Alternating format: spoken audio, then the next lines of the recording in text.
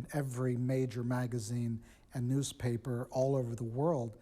And almost overnight, I was suddenly started selling work, and my work was being seen, and it was on page 1 of the New York Times and all the major news magazines.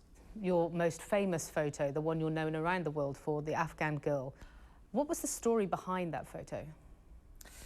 In 1984, I was doing a story on the Afghan-Pakistan border, and at that time there were 3 or 4 million refugees which had flooded into Pakistan because there was a systematic destruction of all their villages by the Soviet Union and the Afghan army. One of these refugee camps outside of Peshawar, I was in one morning. I was wandering through the homes and the tents, and I heard voices coming from this one tent. I wandered over, went inside, and it was a girls' school. I noticed this one little girl in the corner of the room in the tent, and she had these really incredible eyes, which there was a kind of a haunted quality to her gaze. And she peered into my lens, and after a couple of minutes, she got up and left, walked away from my camera, and that was it. That was all I got. But I knew that if the picture was in focus, if there wasn't, that this could be really something special. And indeed, it ended up on the cover of the National Geographic. You did go back in 2002 with National Geographic to try and track her down again. Why was it important to you to try and track her down? Because there had been such strong interest about this Afghan girl, who is she, what happened to her, what's her story? We decided to go back and to make a concerted effort to locate her. We didn't know her name, didn't know her tribe, practically nothing. And I thought there was absolutely no way we would ever be able to find her. But I did remember where I had photographed her, and we were able to locate the teacher who had been in the classroom that morning. And eventually, there was one man who came forward and said, "I know where her brother's living."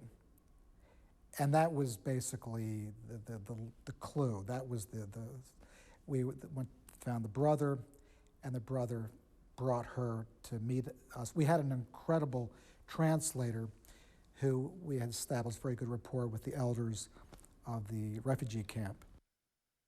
Now, this is the one photo that you will always be associated with. It's the one you'll be remembered for. Is it ever frustrating to think that the most famous work you've done is decades ago? Well, I always look at the glass half full. I think, how great it is to be associated with that picture. I'm very proud of that picture, and I think if that's my kind of legacy, if that's the first line of my obituary, then I'm okay with that. In the past, I'd always flown somewhere else to photograph a war zone. This was a case of just literally taking the elevator up to the roof of my building and photographing the collapse of both towers from the roof. You are never too small to dream big. We are proud to celebrate the dreams and achievements of the inventors at the heart of modern life. Nominate an inventor for the prestigious 2013 European Inventor Award. Innovators are the unsung heroes of our time. Perhaps in the future, a new young generation of technologists may follow in our footsteps. Citi turns 200 this year. So why exactly should that be of any interest to you? Well, in that time, there have been some good days and some difficult ones. But through it all, we've persevered, supporting some of the biggest ideas in modern history, like the transatlantic cable that connected continents, and the Panama Canal that made our world a smaller place. We supported the Marshall Plan that helped Europe regain its strength, and pioneered the ATM so you can get cash when you want it. It's been our privilege to back ideas like these and the leaders behind them. So why should our anniversary matter to you? Because for 200 years, we've been helping people and their ideas move from ambition to achievement. And the next great idea could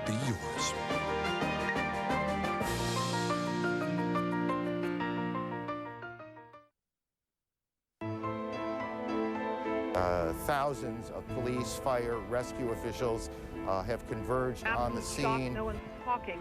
They were just staring at each other with their arms dropped to their sides. A pin That there could have been drop. attacks in 2 American cities, New York and in Washington.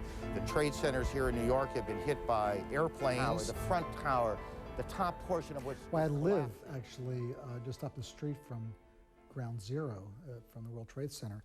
And when I heard what happened, I dashed down there immediately. I grabbed my cameras, ran down there and spent the entire day photographing at Ground Zero, and then went home and then went back again the next day and shot again the next day. So to me, this was my home, this was my neighborhood. And in the past, I'd always flown somewhere else to photograph a war zone. This was a case of just literally taking the elevator up to the roof of my building and photographing the collapse of both towers from the roof. And I was in this lobby. I actually photographed most of the day from this lobby.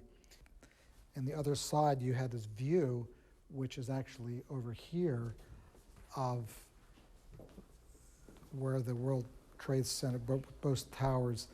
And as you can see in this photograph, the structure is still standing. There's still something, and you see these small men, these firemen and these construction workers who are trying to look for survivors.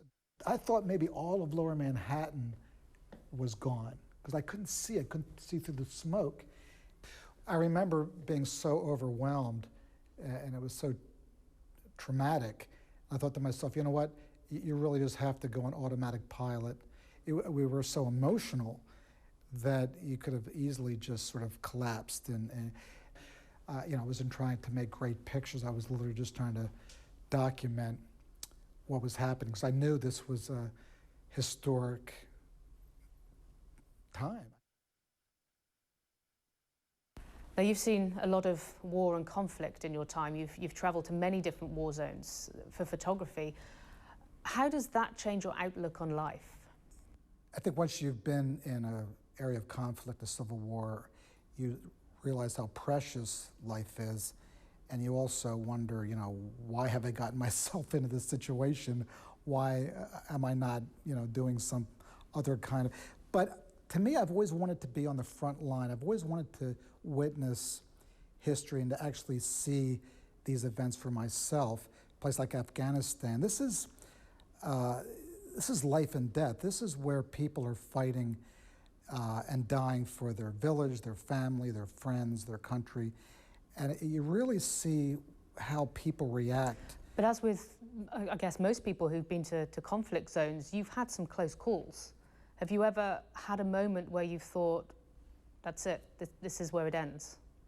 There are several times where I've been especially in Afghanistan, where I thought, it's over, it's done.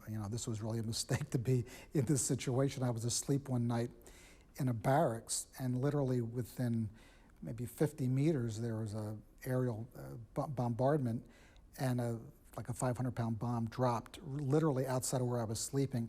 It not only blew the glass into the room, it blew the frames, the wooden frames all over the room, and we woke up with dust and glass and wood all over the room, and I thought, am I dead? I couldn't see it. There was no electricity. I thought, this is what it must be like to be dead when you couldn't breathe. But I understand that twice you've actually been reported as having been killed. Twice while covering the war in Afghanistan, there was a news bulletin that went out on the wire that I had been killed, missing and presumed dead. The American State Department, New Year's Eve, and said, Steve's missing in Afghanistan. There was a report that there was a photographer killed, and we're trying to find out where Steve is. And of course, my family completely had a meltdown, thinking that, when does the government call your home with that kind of news? What had happened was that I had sent a message and it hadn't been sent. It was a telex, and the message was never sent, and nobody knew where I was, and presumed that I was killed. And the same thing happened again 6 years later, where a report went out that a photographer had been killed, and I had been arrested in Afghanistan, and through a series of circumstances, the word went out that I had been killed. So twice my family has had to go through this situation where, you know, that they've gotten this word, almost a definitive word that I've been killed, and fortunately, it was a mistake. It's a lot for the family to go through. Yeah, it was heart-wrenching, I guess. You travel at least 9 months of every year, and you've been doing this for, what, 3 decades? Did you ever get tired of it? The part of my life that I love the most is photographing and meeting new people, going to new places, and going to exhibitions. To me, that's what I really want to do. That's how I want to spend my time. And this is for the foreseeable future. You can't imagine slowing down at any point. I see doing this right up to my last day. I think one day I'm going to be out photographing and I'm just going to keel over, and that'll be the end of the story. But if there was a way to go, I think that would be the best way, just out wandering around somewhere. And yeah. Steve McCurry, thank you very much. Thank you.